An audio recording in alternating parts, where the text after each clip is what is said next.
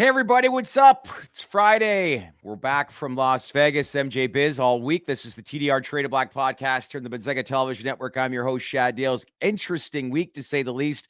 Lots to dive into. Some of the stuff that we heard in Vegas pertaining to the industry and, of course, rescheduling heading into perhaps later this year, going into next year. We'll break all that down as well while we were gone and why you should watch this podcast today. Cybin released extremely strong data again this week. And our guest of the week, CEO Doug Drysdale, is going to be joining us in a couple of minutes to talk about the significance of this all and some of the feedback that he's getting from biotech analysts and institutions. So we will get into that. But first, let's welcome in the two co-hosts, Benjamin A. Smith, lead financial writer and analyst for TDR, along with Anthony Varrell, millennial entrepreneur. How you feeling today after taking the red eye home last night? I feel like I saw you about 3 hours ago.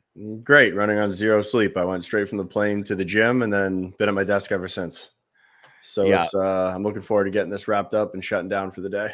I can only imagine. Me as well. Ben, good to see you. How was the week, brother?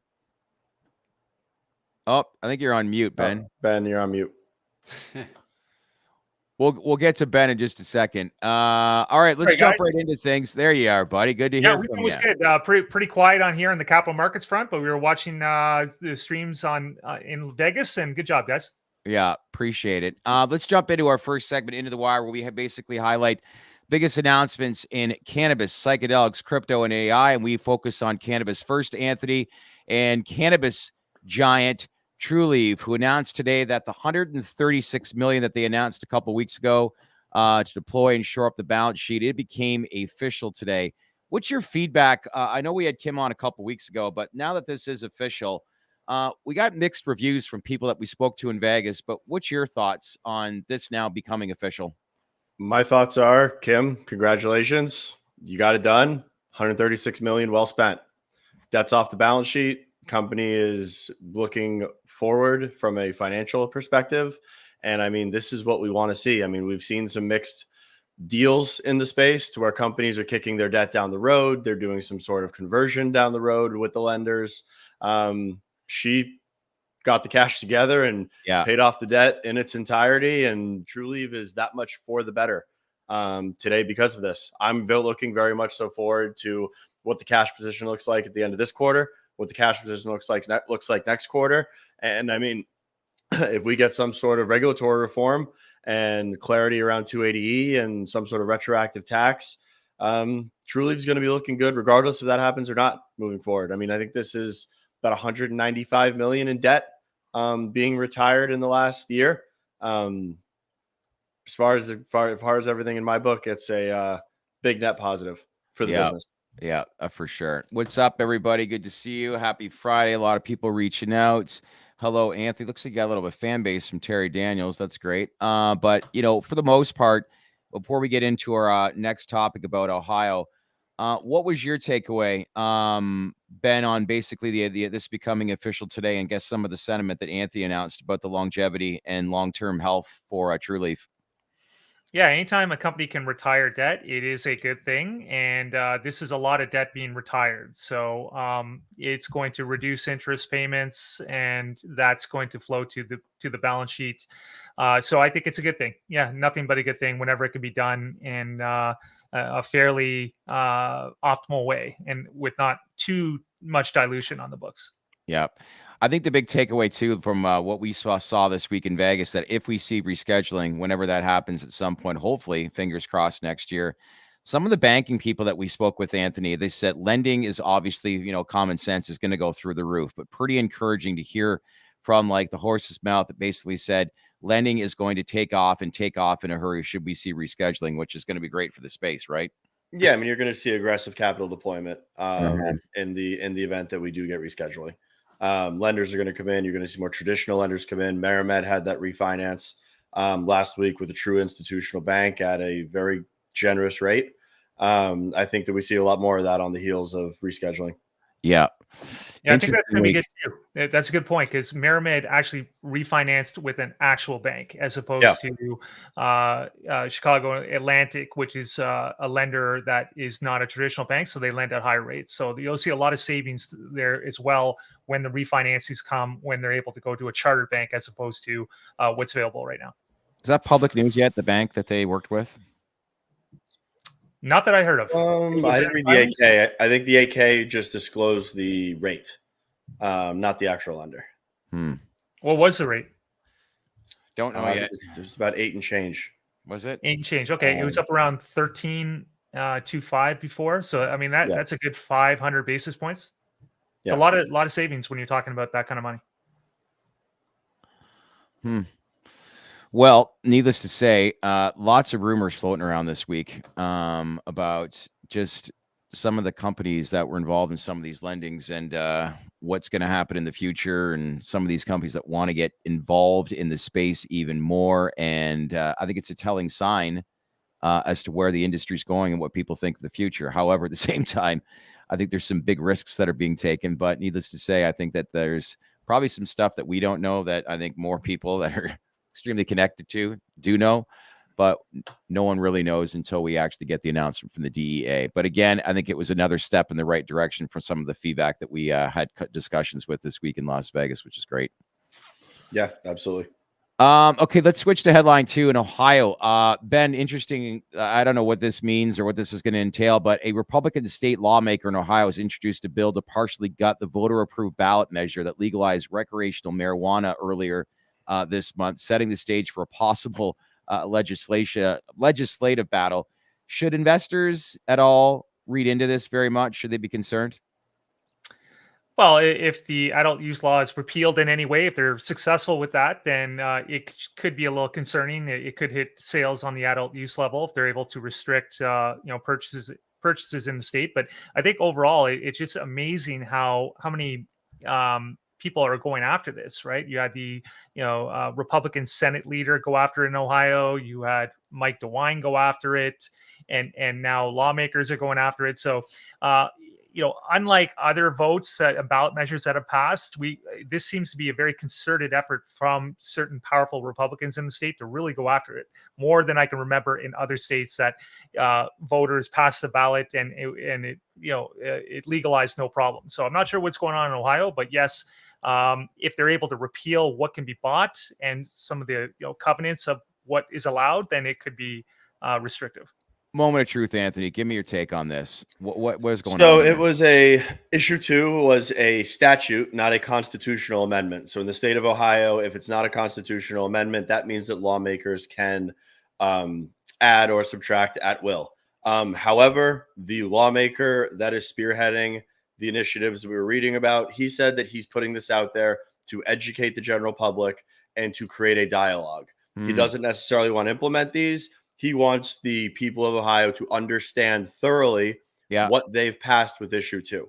I actually don't have a problem with this. Okay. Because the mandates or the provisions that he would like to see or that he's bringing to the light from a communications perspective are municipalities can vote to limit the amount of dispensaries that are in their jurisdiction. That's common practice. You see it in Florida. You see it in Colorado. That's not a big outlier to me.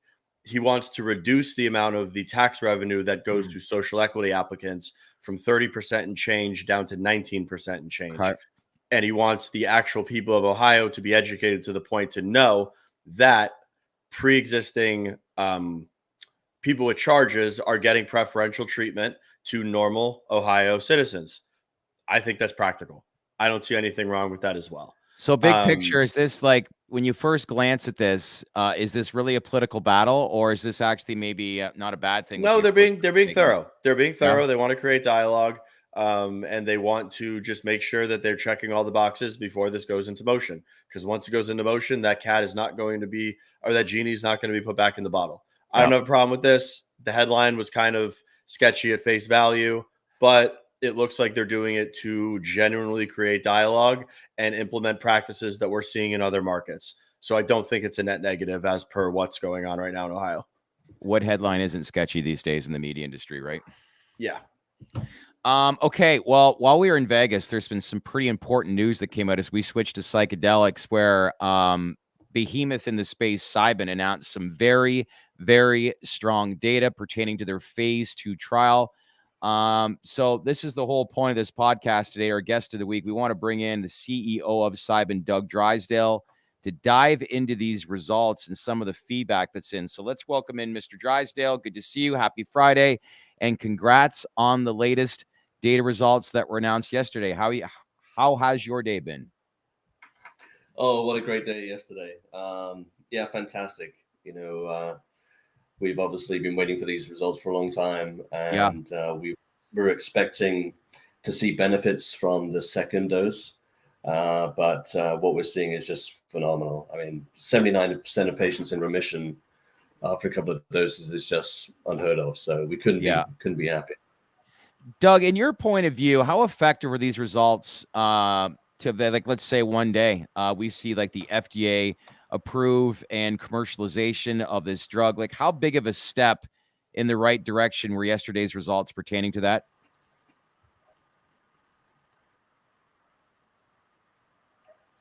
I think it shifts things quite significantly. If we can repeat these kind of results in phase 3, it sort of changes maybe it changes the thinking around when psychedelics should be used.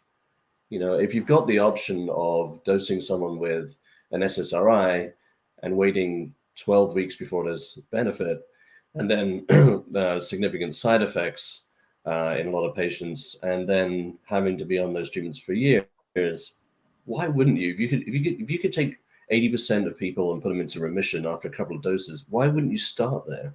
Or at least do that very early in the process, rather than letting people's depression just continue and continue.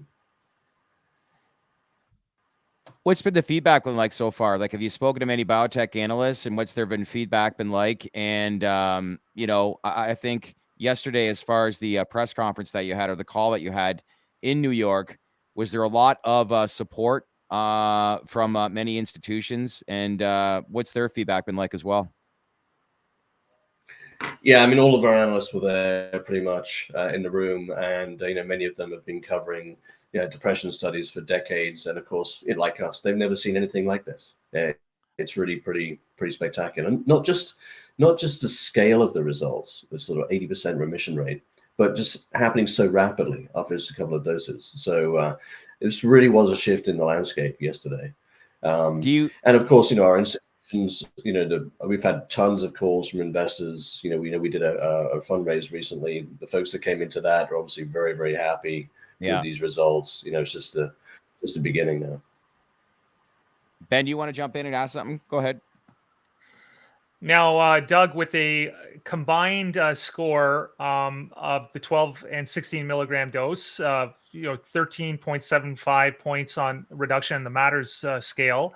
Obviously, there's a lot of cushion given that other depression medication versus placebo or have yielded less than 2% reduction on Matters scale. So, should investors feel confident or comfortable knowing that even if the phase 3, even if variability kicks in and the Matters score reduction aren't as robust as what we saw in the phase 2, that there's still so much buffer that it could still be approved and be a frontline medication anyway? Yeah, exactly. Even if we saw half of these results in phase 3, we would be pretty impressed. But what I think is really interesting in the results is the consistency. So we saw a 14-point reduction with a single dose of 12 milligrams. And then we saw a 13-point reduction from a single dose of 16 milligrams. And then when we look at placebo patients who got a placebo first, and then they got an active drug, they also had on average a 14-point reduction. So we've got 3 data sets, from a single dose. Each single dose seems to deliver a 14-point reduction fairly consistently. Now, were you surprised, Doug, that the 16 milligram dose didn't appear to have a greater reduction in Matters score? And if so, do you plan to roll with the 12 milligram dose in the phase 3 because it produced the best result? Yeah, that's exactly the purpose of dose ranging, right? You want to keep pushing the dose up and keep improving the results, the outcomes, until you get to a point where you're not getting any more benefit. So it's clear that 16 milligram, the experiences were a little more intense with the 16 milligrams. Side effects were a little bit higher, but nothing to worry about. So it looks like 12 milligrams is going to be where we land. That seems most likely. It was noted too that the trial plan for the upcoming phase 3 it aligns with what the FDA is requiring, I should say. Can you elaborate on what that means? Yeah, so look, we've got several data points that guide us to what the phase 3 should look like. We've got the draft guidelines from FDA that came out a few months ago. Obviously, Compass has their phase 3 program. That plan is all public, and of course, they've had that signed off with FDA. So, a couple of different data sets. So we'll be recruiting in the phase 3 same population of patients, so moderate to severe patients with depression, taking SSRIs and SNRIs.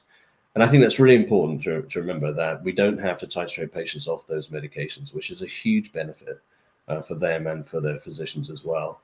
We'll be giving them 2 doses. Clearly now we're seeing that 2 doses has a massive advantage. And that's always been our theory, that a second dose would improve on the first dose. Yeah. And that's because a lot of people don't get across the line with the first dose. Or maybe they're a little bit anxious or they're a little bit resistant. But of course, going into the second dose, they know exactly what to expect. So they're more relaxed and more into the session. So it'll be about 220 patients, 2 doses versus placebo. I'm hoping to kick that off by the end of Q1 next year.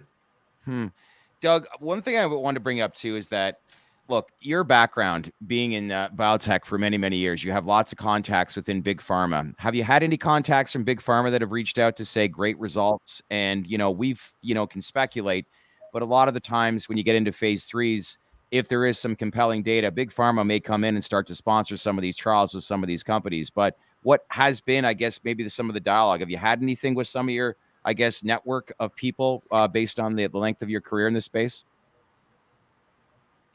Yeah, we've had many, many discussions with many pharma companies over the years. And, they've been watching the space develop. They've been watching it consolidate. They've been watching the development of these molecules mature. And so, we're now getting more programs that are getting out of phase 2 and towards phase 3. We've got several really positive reactions to the phase 2 data. This is kind of what they've been waiting for. I mean, there's no sense in them rushing. Yep. So the data is obviously very compelling. I know that they'll be watching the end of phase 2 meeting results that we'll have, I guess, sometime in the first quarter, maybe by end of February. We'll making sure that the we're products losing him a little bit here, and the treatments are. Yeah. Doug, honestly, we're going to probably, I'll follow up with you afterwards, but I want to get you at least on to talk a little bit about some of the results, which is pretty compelling. And at the same time, too, get a general sense of some of the interest levels that are happening between the biotech analysts and institutions, but it sounds very strong. To all our viewers out there, we're just running into a little bit of technical difficulties, but what we'll probably do on Monday is have a follow-up interview with Doug that will get recorded and sent out to our network. But again, appreciate you obviously on the short notice taking time to sit down with us here today. And again, congrats on everything that has unfolded this week and a big step in the right direction for the overall space and more notably your company. But great work to say the least. Thanks, guys. Good to chat. Sorry about the technical difficulties. Let's talk next week. All right. Thanks, Doug. Appreciate your time. Big week, that's for sure, for that company. But yeah, I'm curious to see, like you guys have always indicated in the past that, hey, get to phase 2. If there's strong results, what you'll probably see, and if it's compelling, for big pharma companies to come in and start sponsoring some of these phase 3 trials. But, Ben, you honestly understand the space more than anything. Like, what's your take on that? Do they need it? Obviously, after the raise and the 30 million, they don't. But what a heavy endorsement that would be to be working with a big pharma company. It would, but I'm not sure if they even need it at this point. I mean, if I'm Doug Drysdale, if I'm in his shoes, I don't even know if I'd want to give a piece of the results, do any sort of royalty or anything like that. I mean, we're talking about 13.75 reduction in matter score. If they're going with the 12 milligram, it's over 14. And that's the one takeaway I had from the call yesterday, is that even if there's greater variability, as the question I asked Doug, even if there's greater variability and the results are less, say reduction in matter scores are 10, against placebo, standard SSRI medication averages under 2 points reduction in matter score. So it's possible that they could receive less robust results by a factor of half and still be a frontline treatment for MDD. I mean, that's how good the results are. The buffer with their research is so high that they can afford to, lose some results and still be the standard treatment if it goes through with safety. So the idea is, I'm not sure. They're cashed up. And you got to remember, in terms of the cash profile, they have $30 million raised. They have 18.1 million on their balance sheet as of their last financial report. And they also have 34 million US from the warrant exercise, which is only at 51 cents. And they also have a shelf registration for 125 million. So they can tap into that if they need to. Plus some other warrants on their cap table. So in terms of cash, they don't need big pharma cash. Okay. So even with the big name endorsement like that, does not make sense to piece this off right now. No, I don't think so, because they'd have to piece it off. They'd have to give a royalty, and they can just get a top quality CRO to do their conduct a trial. And as long as they're funded, if they weren't funded, that might be another thing. But I think they're fully funded for this, especially given how robust the research is. They're going to have money is not going to be an issue. Anthony, did you see the results? I know that you were reading a little bit yesterday morning while we were in Vegas. I mean, I think Ben's spot on with his analysis, and I mean, I think that I stand by my statement. Obviously, this isn't financial advice, but I truly do believe that Cybin is the most investable company in the psychedelic space. Yeah, especially when you're taking into account what's publicly traded. Yeah. Doug has the data, he has the financial tools, he has the human capital, and he has the strategic investors that are involved right now to where they can go it alone, and they probably can create immense value on the backside of all of this. Yeah. I don't think they need, just like Ben said, I don't think they need a big pharma crutch. I don't think they need a big marquee name to come in and get this over the finish line. That's what Doug has set out to do from day one. And I do truly believe that he's going to do that, whether it be with 003 or whether it be with one of the DMT therapies. They will get something over the line because the data is resounding that they keep reporting on. Yeah. You know what? You almost forget about, and I commented this on a post yesterday on Twitter, but you almost forget about the fact that they have the DMT program. I mean, just on what we're seeing on CYB003 alone, that is hugely investable. Again, because of that buffer. I mean, that's so important that they scored so high, because the results could still have, and everything's all good. But the DMT program is almost equally as exciting. Not quite as far in the research front, but I mean, these are two really, really strong programs. Yeah, I would let Doug speak on this on Monday. I'm actually going to ask him, but I'd be willing to bet from an IP and a patent perspective, the DMT portfolio probably is more defensible than 003 from an IP standpoint. Either way, that small pharma acquisition gets more and more attractive each day, does it not, gents?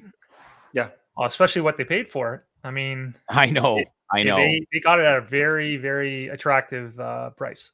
Yet here's the stock on the short term. I was surprised. I really thought that this could move a little bit based on the latest news, but obviously the share price did not perform, relatively flat for the most part after yesterday's announcement. Were you surprised at all by that, Ben? Yes and no. I mean, mostly no, just because you got to remember it's in phase 2. The beginning of the phase 3 won't start until probably the back half of 2024. Yeah. So by the time they get the trial design, everything up and running, and the first patients in the clinic, you're talking like maybe 9 months to a year. And then the results of that are going to be that's probably a 2 to 3 year process just to get the final results. So there's still a lot of time in between now and then. So a lot of people perhaps don't want to park their money now.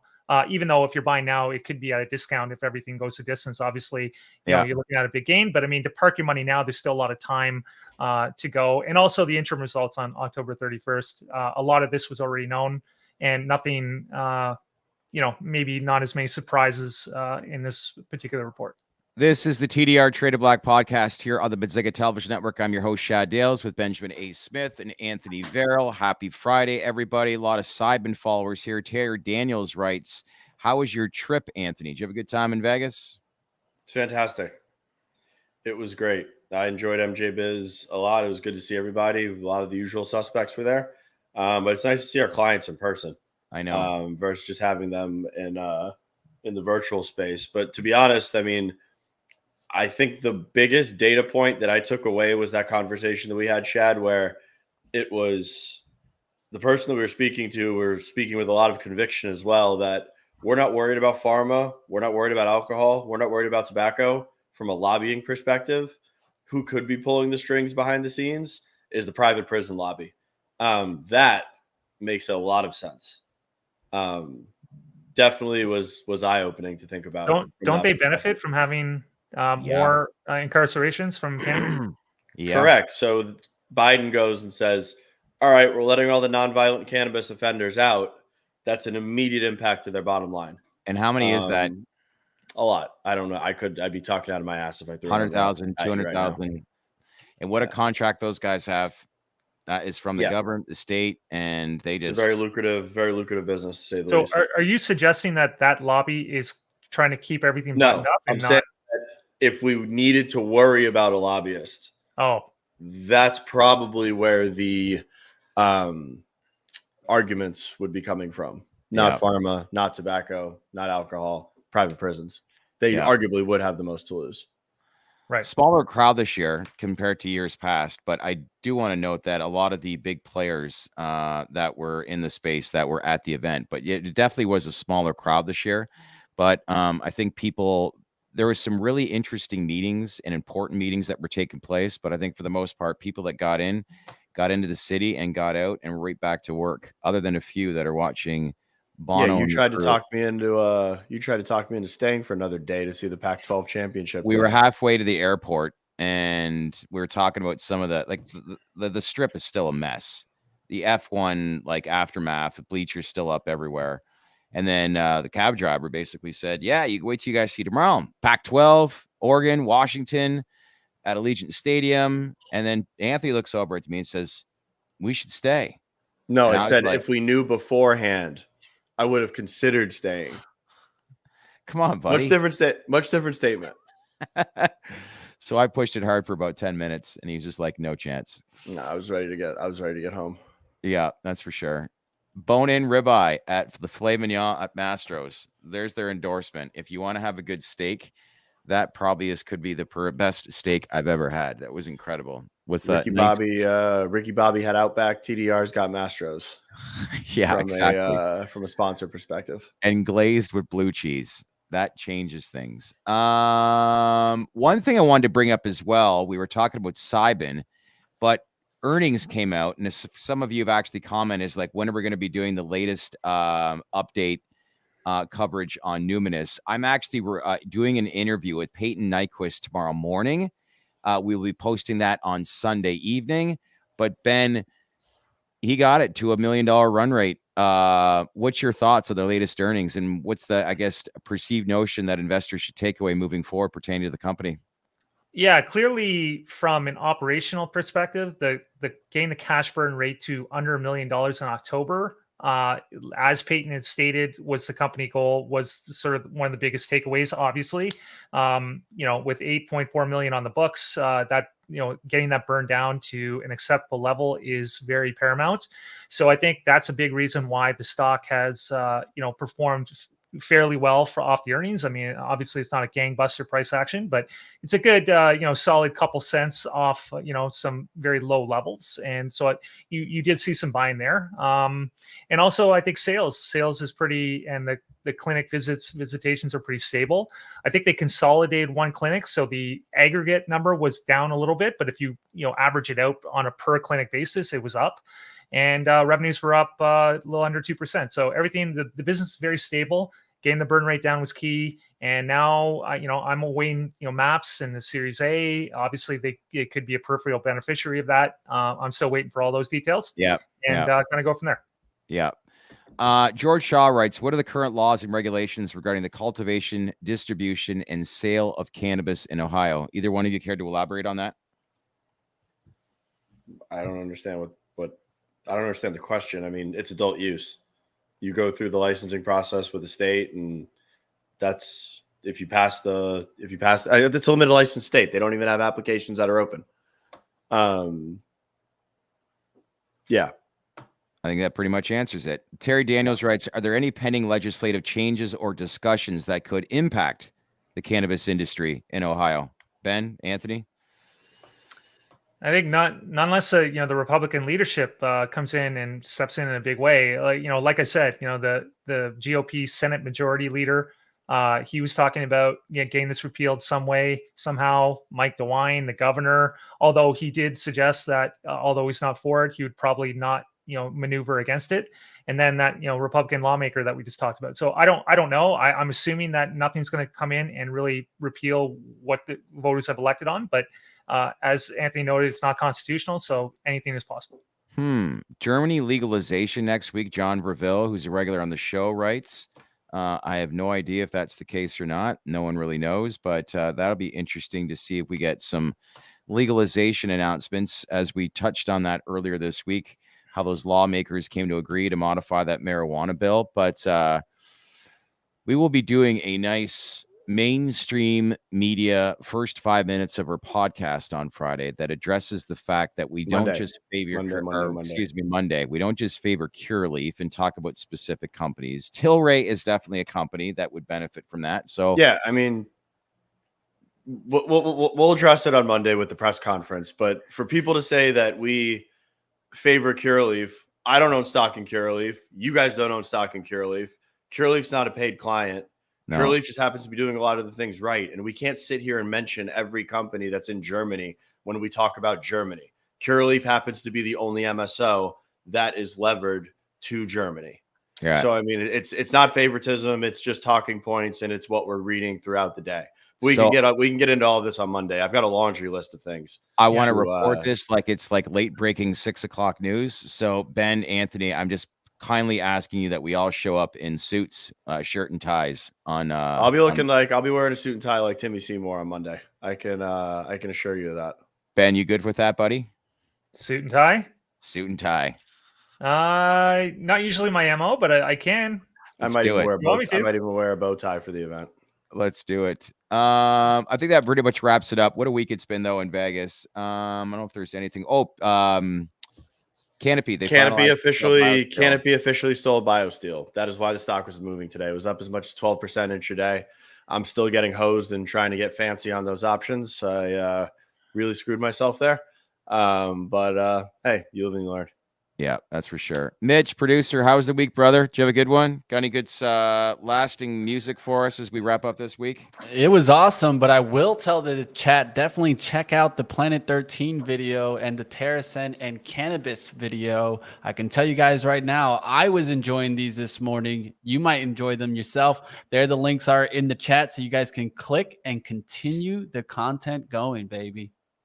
He's such a smart guy. Isn't that voice just makes me want to go watch all of those videos. Oh, by the way, that actually reminds me. How was the Planet 13? Fantastic. Right? 112,000 square feet. And the Larry Scheffler, the co-CEO of the space, guy's a legend. You don't even see those people like the Al Davises of the world, even though they're not from Vegas, but they have so much history and story to tell about the history of Vegas. He just strikes me as a down-to-earth guy that just takes chances, and man, he's benefiting it. But really, the impression that I got and how they're kind of picking their lane, they're really buying some key real estate locations across the U.S. and generating dispensaries that are an ultimate destination, not only for locals, but for tourists across the world. And it's a smart strategy. Yeah, actually, I don't know if you know about this, Anthony, but they have a super center coming in Miami. They do. Yeah, we talked about it on the interview. Oh, right. Next year, Ben, we're going out back because they're building a consumption lounge. This place looks unreal. And you're coming, buddy. Next year? Okay. We'll have a segment called The Hash Report with Ben. All right. Hash.